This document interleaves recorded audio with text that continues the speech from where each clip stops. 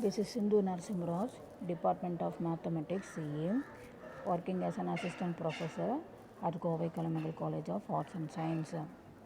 Now we have to see the topics in CPM and PERT. Introduction.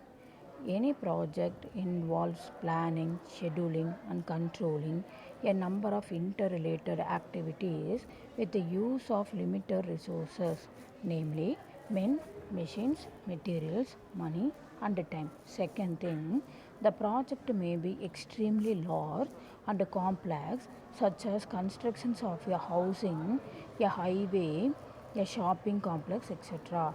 Introductions of new products and research and development projects.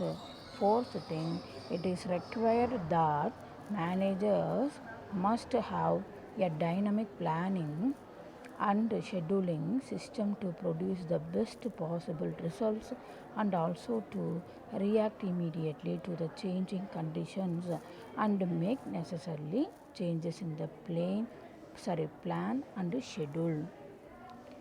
Next, what is known as PERT? What is meant by CPM? First one, PERT stands for Project Evaluation and Review Technique. Developed during 1950s, the technique was developed and used in conjunction with the planning and designing of the Polaris missile project. Second thing, CPM stands for Critical Path Method, which was developed by DuPont Company and applied first to the construction project in the chemical industry. Though both PERT and CPM techniques have similarity in terms of concept, the basic difference is CPM has single time estimate and PERT has three time estimate for activities and uses probability theory to find the chance of reaching the scheduled time. Next, what are the three phases of project management? Now we have to see project management generally consists of three phases. First one, planning. Second one, scheduling. Third one, controlling. So what is meant by planning? Planning involves setting the object of the project, identifying various activities to be performed, and determine the requirement of resources such as men, materials, machines, etc.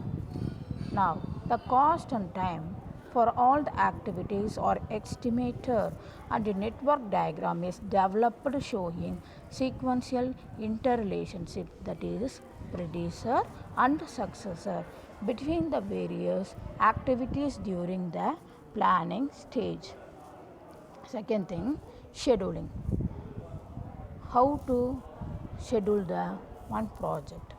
Based on the time estimate, the start and finish times for each activity are worked out by applying forward and backward pass techniques.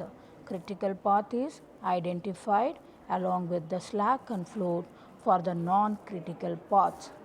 Third one, controlling. Controlling refers to analysis and evaluating the actual progress against the plan. Reallocations of resources, crashing and review of projects with periodical reports are carried out. Next one, network diagram representation. How to draw the network? We have used two things, activity and event. First one, what is meant by activity? Any individual operation which utilizes resources and has an end and a beginning is called the activity. An arrow is commonly used to represent an activity with its head indicating the direction of the progress in the project. These are classified into four categories. First one, predecessor activities. successor activity, concurrent activities and dummy activities. First one, what is meant by predecessor activity? Activities that must be completed immediately prior to the start of another activity are called the predecessor activity. Second thing, successor activity. Activities that cannot be started until one or more of other activities are completed but immediately succeed them are called successor activities. Third one, concurrent activity. Activities which can be accomplished concurrently are known as concurrent activities. It may be noted that an activity can be a predecessor or a successor to an event, or it may be concurrent with one or more of other activities. Last one, dummy activities. An activity which does not consume any kind of resource but merely depicts that technological dependence is called the dummy activities. That is, the dummy activity is inserted in the network to clarify the activity pattern in the following two situations. First one, to make activities with a common starting and finishing points distinguishable. Second thing, to identify and maintain the proper precedence relationship between activities that is not connected by events. For example, consider the situation where A and B are concurrent activities. C is dependent on A and D is dependent on A and B both. Such a situation can be handled by using a dummy activity as shown in the figure. For example, we see the network diagram. First one is predecessor activity. So, activity 1, that is node 1 completed. So, we start the successor activity. So, we start the second node. So, 1 to 2 activity name mean A. Next, 2 to C, 2 to 3 is activity C. 2 to 4 activity B. Similarly, 4 to 5 activity is D. But 3 to 4 there is no connection between the node 3 and 4. Therefore, we have to use dummy activity. Next, event. So, what are the events? What is meant by events? An event represents the point in time signifying the completion of some activities and the beginning of new ones. This is usually represented by the circle in a network, which is also called the node or connector. The events are classified into three categories. First one, merge event. When more than one activity comes and joins an event, such as event is known as merge event. Second one, burst event. What is meant by burst event? That is, when more than one activity leaves an event, such an event is known as burst event. Next, merge and burst event. An activity may be merged and burst event at the same time as with respect to some activities.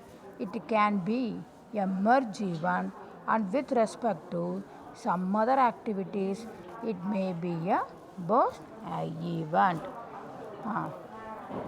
We are the merge event and burst event. Merge and burst event. First one is diagram for merge event. Second thing, burst event. Third one is merge and burst event. Next, rules in constructing a network. How to construct the network. No single activity can be represented more than once in a network.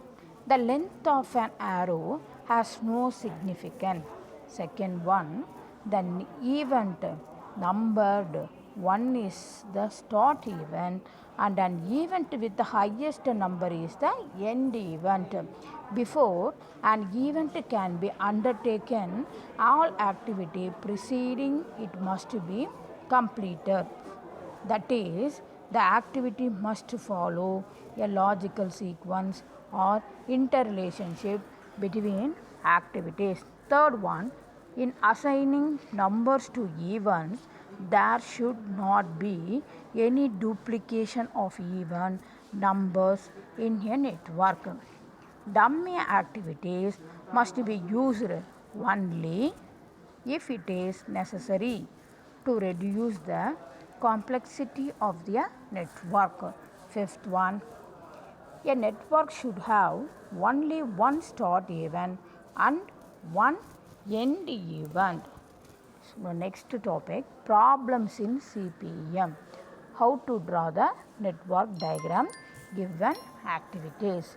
Determine the yearly start and latest start in respect of all node points and identifying critical path for the following network. We draw the network diagram. First one, network diagram node 1 to 2 activity duration is 10, 2 to 5 activity duration is 8, 5 to 6 activity duration 6, 8 to 10 activity duration is 13, 1 to 3 activity duration is 8, 3 to 7 activity duration is 16, 7 to 10 activity duration is 12, 1 to 4 activity duration is 9, 4 to 6 activity duration is 7, 6 to 9 activity duration is 5, 9 to 10 activity duration is 15, 5 to 7 activity duration is 5, 6 to 7 activity duration is 7. So, we have to solve earliest starting time and latest starting time. So, solution, calculation of E and L, that is earliest starting time and latest starting time for each node is shown in the network. So, now again we draw the network diagram. Next one, we have to find earliest start and latest start time. So, first node 1 represents earliest starting time at 1. So, that is E1. So, we have to assuming that earliest starting time for node 1 is 0. Therefore, activity 1 to 2 duration is 10. We have to add E1 plus activity duration 10. So, we have to get E2, that is earliest starting time for the second node is 10. Similarly, we have to find 1 to 3 activity 1 to 3. So, E1 is 0 and 1 to 3 is activity duration is 8. Therefore, we have to add E1 plus 1 to 3 activity duration 8, that is 0 plus 8 3 8.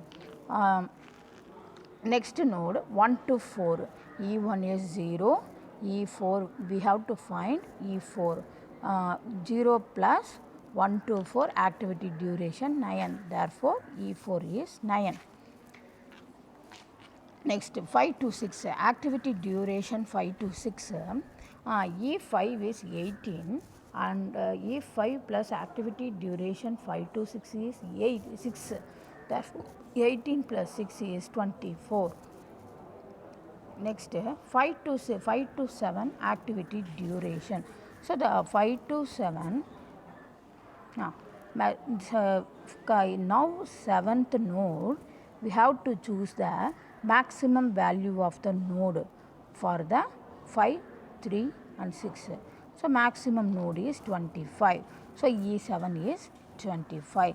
Similarly, we have to find E7 plus 12, which is 37, E10.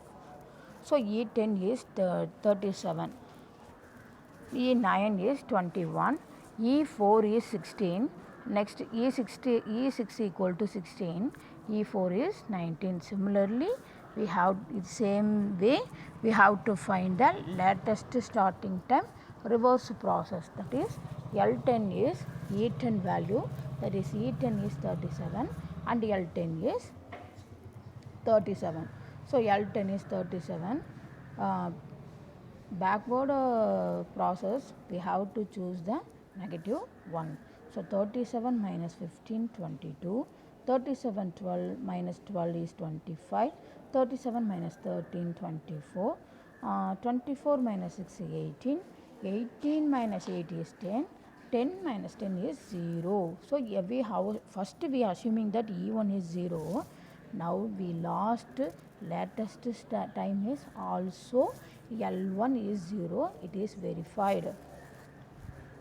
Next table, we have to find activities for the normal time for the each activities and the earliest starting time and the latest starting time we have to find out.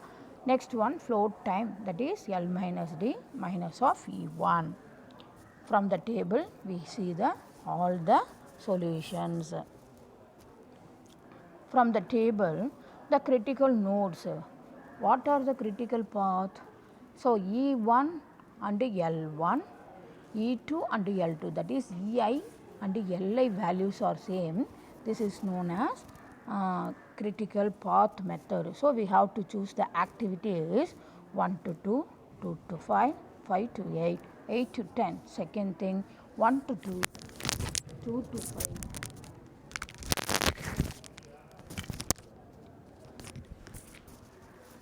1 to 2, 2 to 5, 5 to 7, 7 to 10. These are two critical paths from the activities. Next, procedure for numbering the events using Fulkerens rule. First one, step 1. Number the start or initial event as 1. So, starting the node is 1. Step 2. From event 1, strike off all outgoing activities. This would have made one or more events as initial event.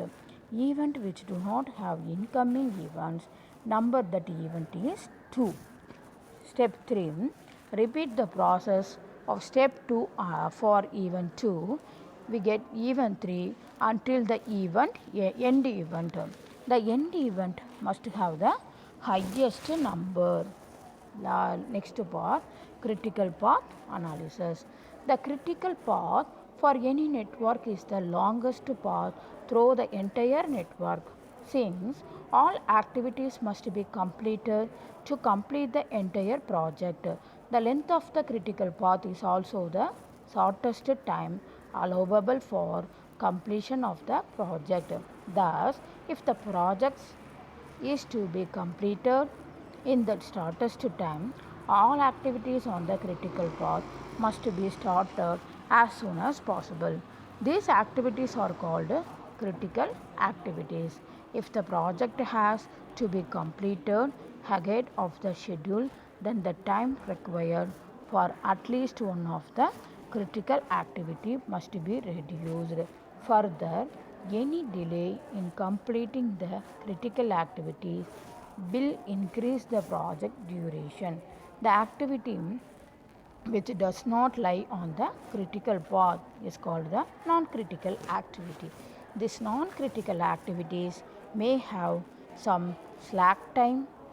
The slack is the amount of time by which the start of an activity may be delayed without affecting the overall completion time of the project. But a critical activity has no slack.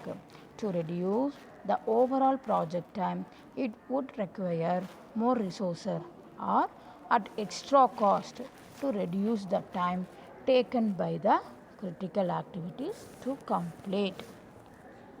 Next thing, scheduling of activities. How to schedule the activities? First one, earliest time and latest time. Before the critical path in the network is determined, it is necessary to find the earliest and latest time of each event to know the earliest expected time, that is TA, at which the activities originated from the event can be started, and to know the latest allowable time at which activities terminating at the event can be completed. Next, determination of the float and slack times. As discussed earlier, the non-critical activities have some slack or float. The float of an activity is the amount of time available by which it is possible to delay its completion time without extending the overall project completion time. That is time the node I to j. Time for I to j equal to duration of activity, time estimated equal to earliest expected time. TL latest allowable time. ES activity ij earliest starting time of the activity. EFIJ earliest finishing time of the activity. LSIJ latest start time of the activity. LFIJ latest finish time of the activity. Next, project evaluation review technique, that is PERT. So, in the critical path method, the time estimates are assumed to be known with certainty. In certain projects like research and development, new products introductions, it is difficult to estimate the time of various activities. Three time estimates are available. First one is most likely time, second one is pessimistic time, third one is optimistic time. So, most likely time defined by T suffix at M, that is most likely time. It is the normal time taken to complete an activity if the activity were frequently repeated under the same condition. Pessimistic time is denoted by TP. It is the longest time that an activity would take to complete. It is the worst time estimate that an activity would take if unexpected problems are faced. Last one is optimistic time, that is defined by T suffix 0. It is the shortest time taken to complete the activity. It means that if everything goes well, then there is more chance of completing the activity within this time. Okay, thank you.